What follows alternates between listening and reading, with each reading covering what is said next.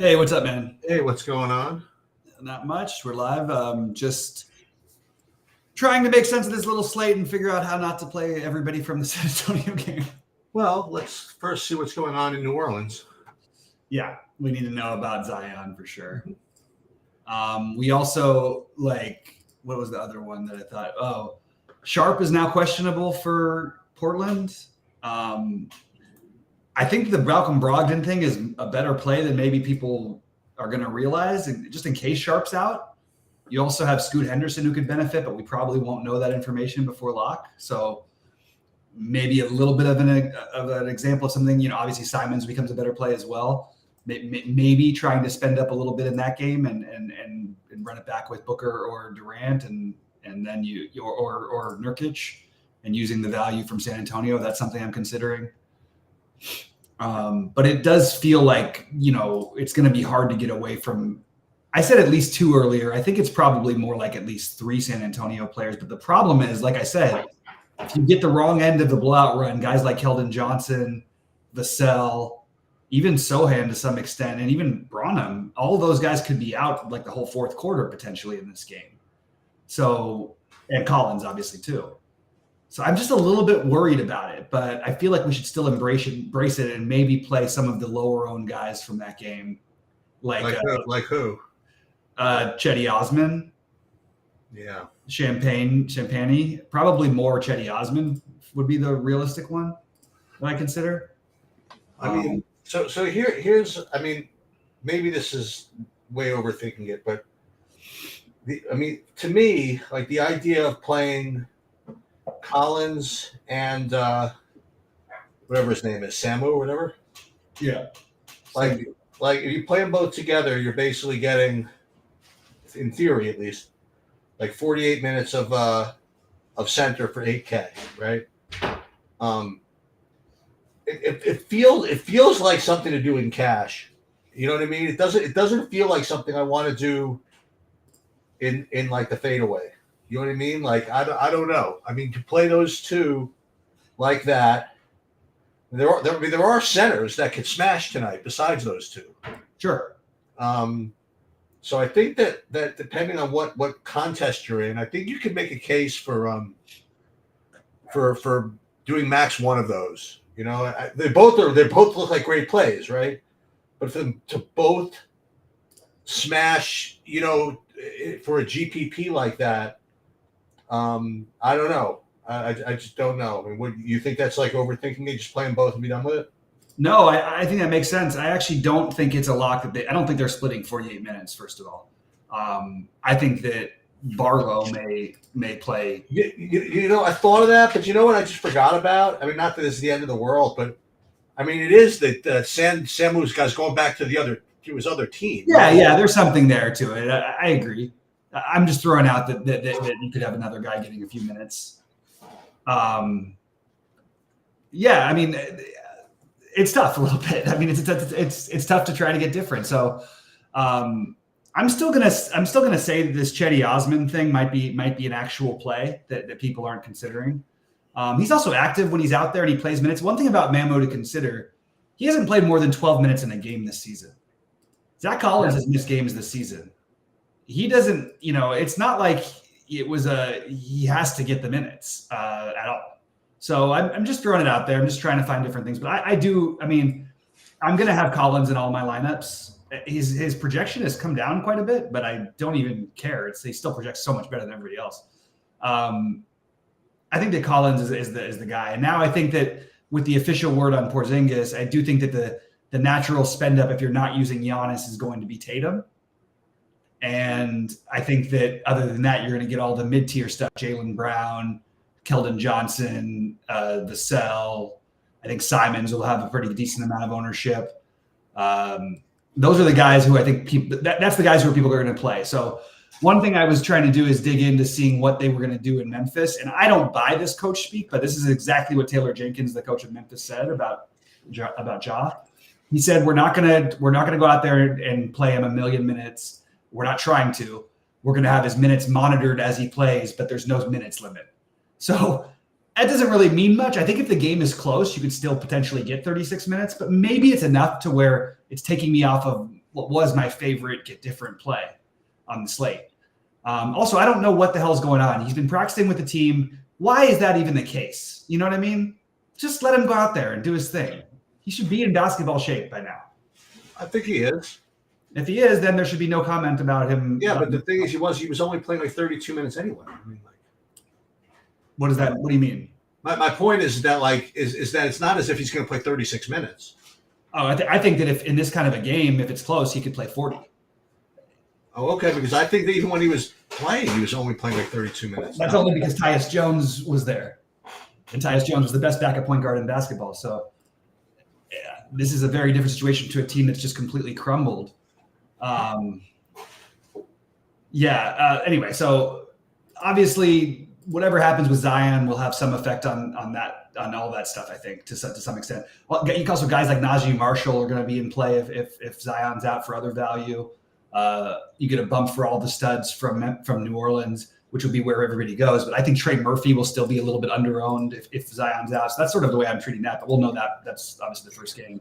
Well, let's see who starts if he's out. Is Dyson Daniels going to start, or is Trey Murphy going to start? It's a good question. I would imagine I don't care if Trey Murphy starts or not. So it's pretty meaningless to me because I don't think Dyson Daniels has any minutes in him anyway. That's not true. If Dyson Daniels starts, I guess 4K you're going to have to consider it. Even though I'm not thrilled about it. So anyway, so that's that. Look, if you and maybe you're right. Maybe if you want to just take a bold stance, doing the one of Collins or Mamu is. I mean, that was initially what I was going to do this morning, but I just can't. I just think they're going to if the minutes are close to correct, I think you're going to get plenty of a high score from those two guys. Yeah, you're using up an extra spot, but I don't know. I think I agree with you. Yeah. I'm just trying anything. I currently I shouldn't even say currently. It's ridiculous. It depends what happens with Zion. But currently, where I'm light is on Giannis actually. Your light is on Giannis. Yeah. Of those three, of Giannis, Samdu, and Collins, the three highest owned guys on the slate, right? Yeah. I'm lowest on Giannis. Yeah. I mean, in part because it's harder for him to smash in a blowout than the other two. Mm-hmm. And it's not like years past where it's like, okay, 3 quarters, and there's just no way he's not getting 60 in 3 quarters against these guys because it's still a slightly different situation now. You know what I mean? Lillard there, it doesn't need to be him. And by the way, maybe not a bad night to let Lillard go off. All those 9K guys are going to be very low owned. Lillard actually might end up getting some ownership. Looks like he's going to now. So, Lillard versus Steph versus Ja. I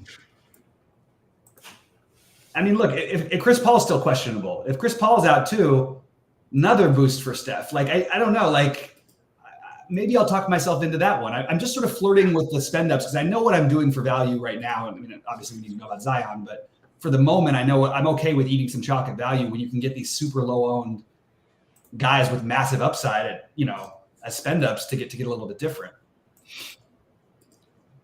And I really like the Nurkic play. I just, the center eligibility is a little tricky. Sure. All-Star DFS and Curry plus Tatum. I think that's totally reasonable. Tatum is going to be really popular, by the way. I'm not really. So my suspicion is that Tatum ends up higher owned than Giannis does.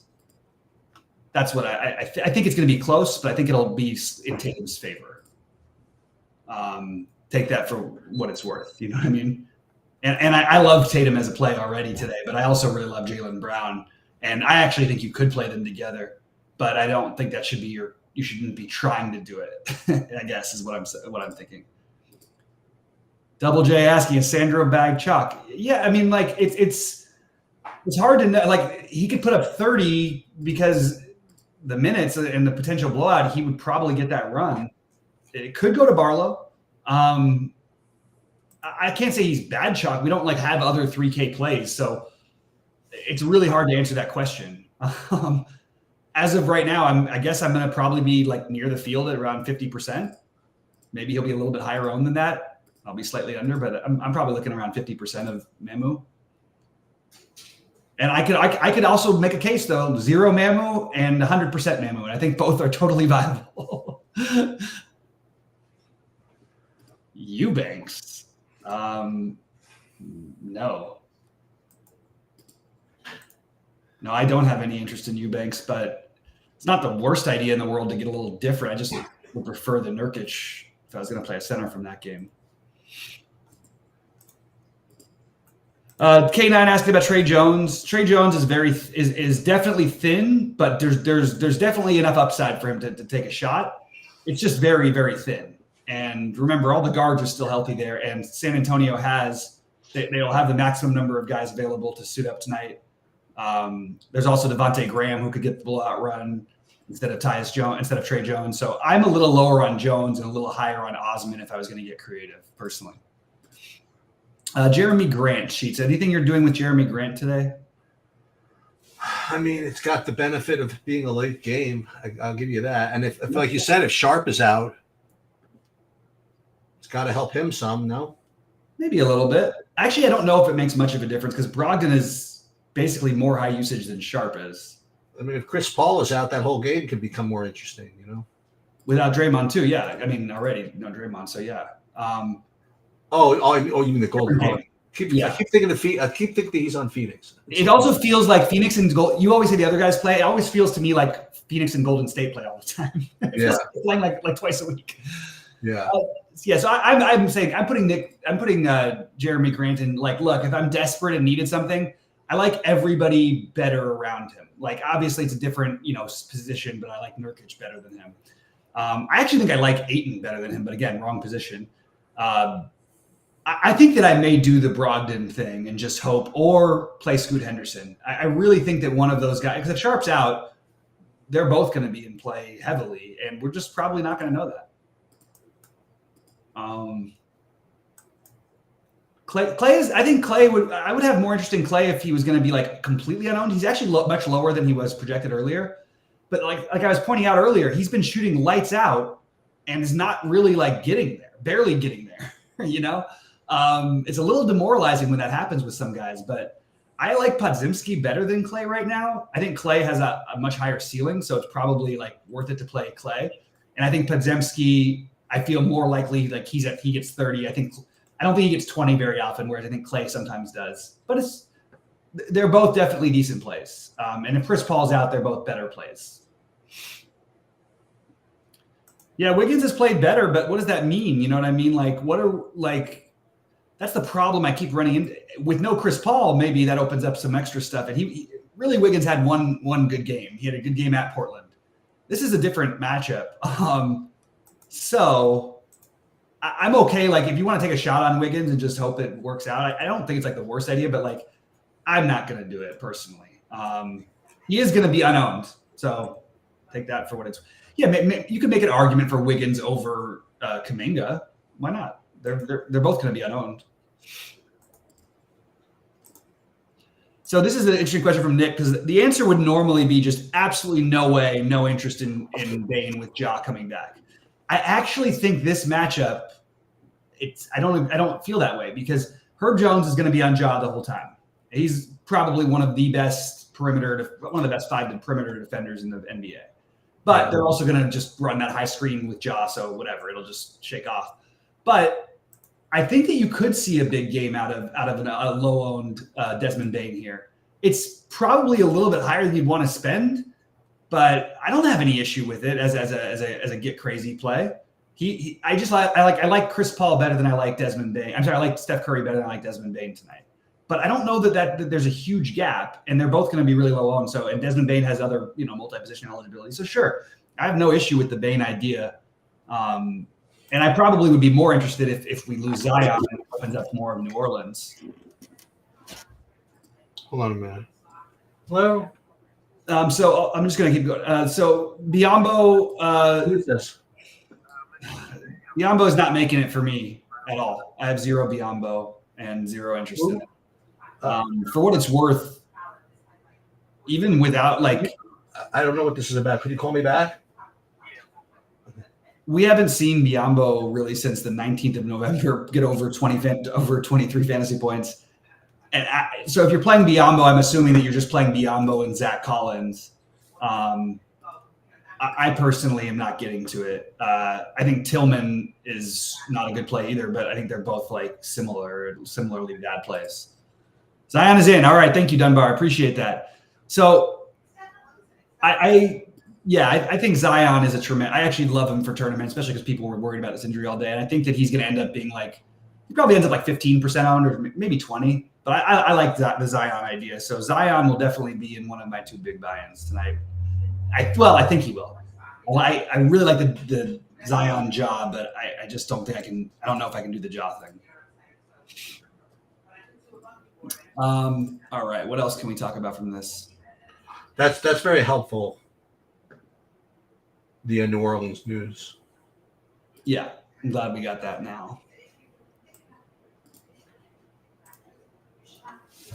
Yeah, I'm. This is probably against my better judgment, but I am doing some rules in that Milwaukee game. Oh yeah. Okay. Yeah. So I'm just updating my core right now. It's basically exactly what you guys would think it would be. I personally have Tatum as the. I actually think Tatum is probably Tatum and Giannis for cash games are both really close. I think. Tatum and Giannis, you think so, huh? I mean, Tatum's 1,500 cheaper in a rivalry matchup against the team that knocked you out, that beat you, and Tatum is probably too cheap as it is. Great matchup. Nobody to really guard him. They really don't have anybody to guard him with no Draymond. And you remember they're coming. They've played 4 games in a row against the slowest teams in the NBA in Orlando and Cleveland, Boston, and before that they had the Knicks. So we haven't really got to see them play against a fast team recently, and I think it's affecting Tatum's like his fantasy points for sure. It's affected, but I actually was going to say it affects his projection, but they seem to have picked it up tonight because early on he was projected 42 fantasy points, and I'm like, that's ridiculous. He should never be projected less than 50 here. But I think Tatum is the guy. Tatum and Giannis. By the way, though, I really think Tatum is going to end up being just as owned as Giannis, if not more.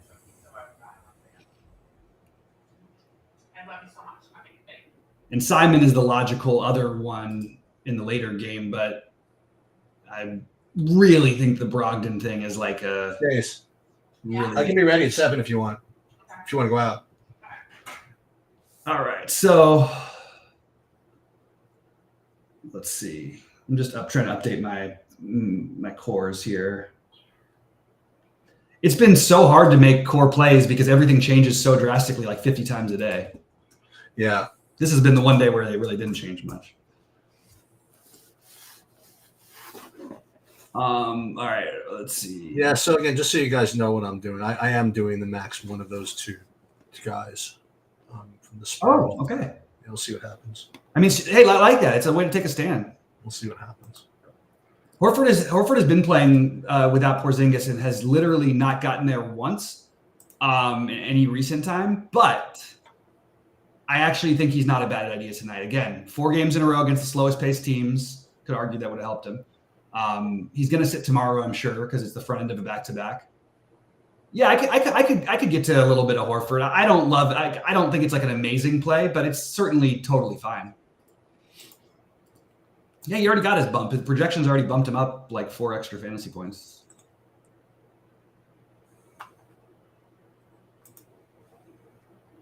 All right. So any questions, guys? Keep popping them in. Keep saying dots. Please give the like and all that stuff. If you're not subscribing, subscribe, all that stuff.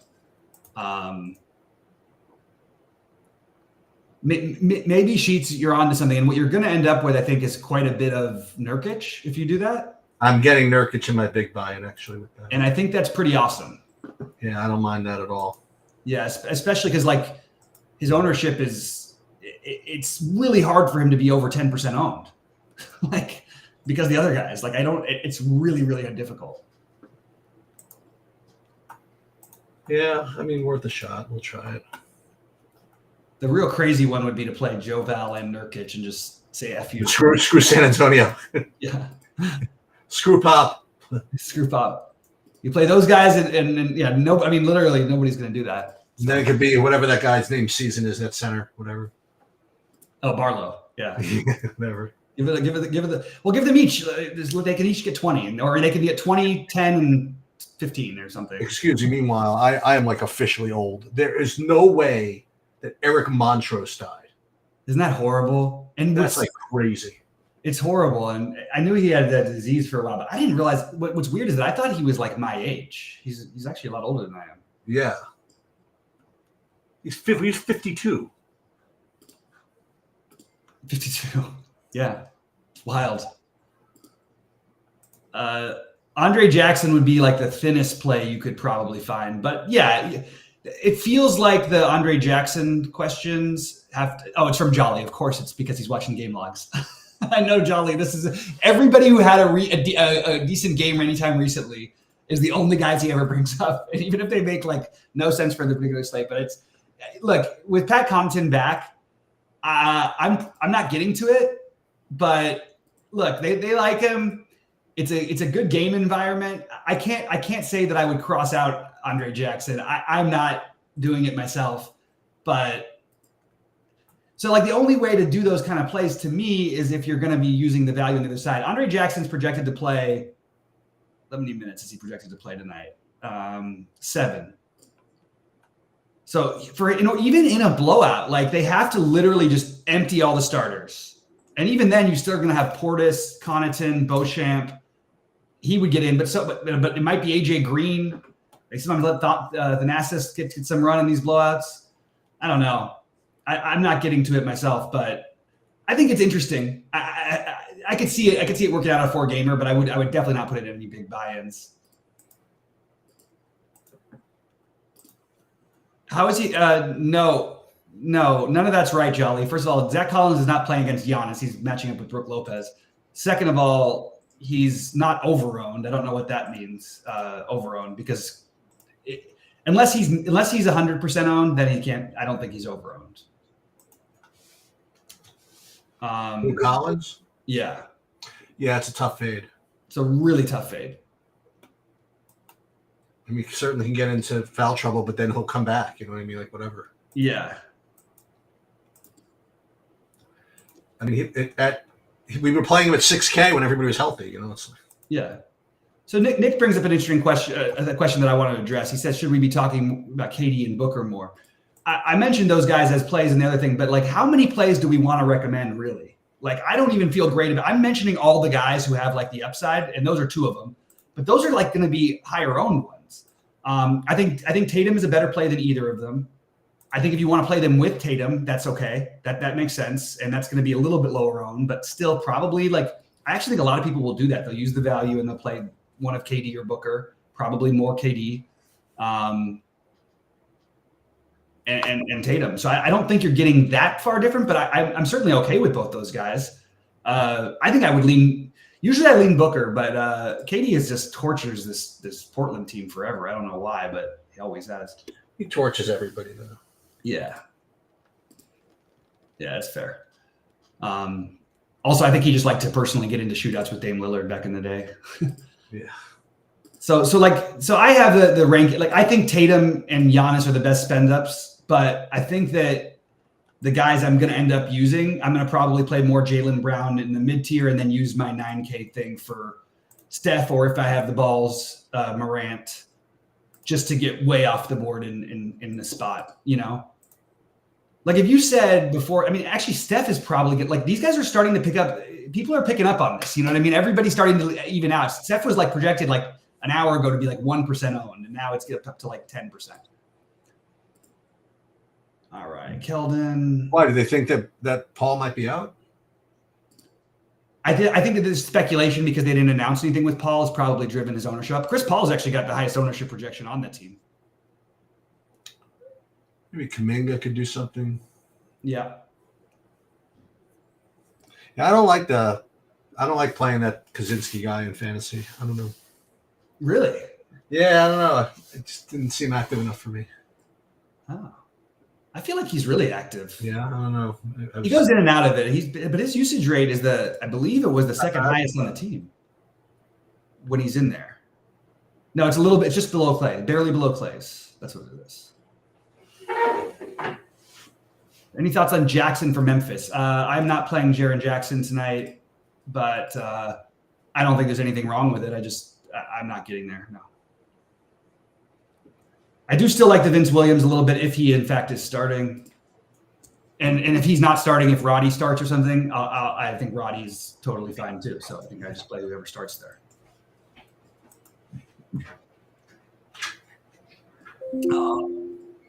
Okay. Looking around to see if there's any other screaming values that would open up if some reason, if Chris Paul does sit. For what it's worth, we may actually find get that out in like the next 30 minutes or something, because that is the nationally televised games that are Memphis, New Orleans, and Boston, Golden State. National TV holiday time of year. Yeah, I think I'm going to go for the Boston guys as my favorite other spends, but I don't think I'll be different in that. Just need to find that one jaw play or Curry play, or I guess Booker Durant can be included in that, to try and just get a little bit more different. Just really hard to do. Maybe speculating on the Portland stuff is the better way to go. So maybe you play Durant or KD with Brogdon on the other side, or Scoot, or Brogdon, Simons, both. I think it's actually possible. Like that, we can both get there. All right, I'm going to upload my lineups, and then I'm going to get out of here. Okay. I'm sure there's stuff that's going to be coming up that I'll miss, but it is what it is. I'll be back a little bit later. Yeah, watch for some starting lineup stuff. But I guess it really doesn't matter with San Antonio too much. Yeah, I don't think they're going to do anything. I mean, I think we know if they don't start Zach Collins, that's the only thing that would be interesting. But I don't think that's even a question. That's true. All right. Well, I hope you have a good dinner, man. And everybody else, I hope you guys win. I'll be in the premium Discord. I did want to remind everybody, I do think Bobby Portis is a tremendous play in any sort of anything. I think he actually is. Absolutely. I mean, from them, yeah. It just feels like the kind of game where he puts up 45 or something. All right. All right. I'm getting out of here. I'll see you tomorrow. All right. Sounds good, buddy. Have a good night. And everybody else, good luck. And I'll see you in the premium Discord.